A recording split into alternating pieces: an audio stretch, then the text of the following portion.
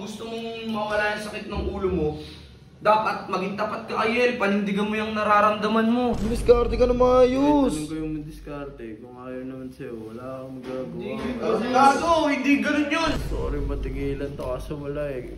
Kaya sana gusto rin humingi ng tulong sa'yo eh. Tulong, Wow. ano naman, tulong. Gusto mo maging maayos talaga. Gusto mo maging maayos. Gusto mo humingi ng tulong sa akin. Gusto mong tulungan kita. Oo. O sige, simula mamayang gabi, ayoko nakikita may hawak ang baso dahil dyan sa alak na yan, ha? Uy. Morning, mga gar! Good morning sa inyo, mga gar, no? Kung makikita nyo naman, napakaganda ng view natin dito, no, mga gar? Makikita mo, di ba? Oo. Tsaka kung makikita mo, Baw, napatino kita. Siyempre naman.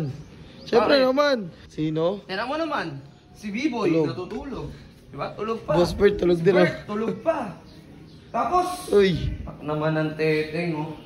Eh, aga-aga. Dami-dami pwedeng makita, ikaw ba? Oh, Diyos mo. Ikaw ano? Aga-aga, oh, ikaw na. Tanong mo ng ulo ko. Ulo mo masakit o mo? Ako eh. Talagang, abay ang over ka na naman, no? Tits. Ano? Tits, gusto ko nang huwag mag-inom gabi-gabi. Ha? Inom gabi-gabi. Alam mo, Owa, kung gusto mong mawala yung sakit ng ulo mo, dapat maging tapat ka kay Yel, panindigan mo yung nararamdaman mo. Tama. Eh, naging tapat na nga ako. Gusto mo ba talaga na mapasayo si Yel? Kasi, alam nyo, hindi naman ako parehas sa inyo ni Rin. Hindi ako parehas boto sa inyo ni Radic. Una sa lahat, pareho kayong gago. Parehas kayong tarantado. Parehas Tama. kayong kupal. Tama. Parehas kayong may history na ng bababae. Tama. Hindi ko malaman talaga kung mahal mo ba talaga si Yel o nanggagago lang kayo. Tama. Kaya wala akong tiwala sa inyong dalawa, Owe. Pero sa nakikita ko, naaawa din ako sa'yo kasi gabi-gabi kang nagiinom. Talagang parang nakikita ko na desidido kang mapunta sa'yo si Yel. Pero iba kasi pinapakita ng ugali mo, Owe. Gusto kitang tulungan eh. Tabit, bitawa mo kasi halang na. Inom kasi ng inom. Puro alak naman. Wala kasi diskarte. Maayos ka naman. Diskarte.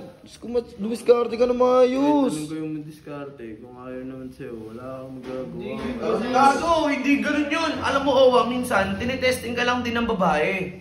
Hindi yung kapag binigyan ka ng matinding pagsubok, kung ano-ano nang iisipin mo. Dapat maging handa ka sa lahat ng pagsubok na ibibigay sa'yo ng babae. Tsaka, hindi solusyon ng alak. Ang solusyon dyan, magpakatotoo ka sa nararamdaman mo. Tama. Kaya ikaw, umayos ka. Ha? Gusto kong mag-inom lang na mag-inom. Pagpatino ka na. Hindi solusyon yung alak, Owa. Ano ba? Ay. Gano'n ka naman. Gusto ko rin matigilan to kaso wala eh. Kaya sana gusto ko rin humingi ng tulong sa'yo eh.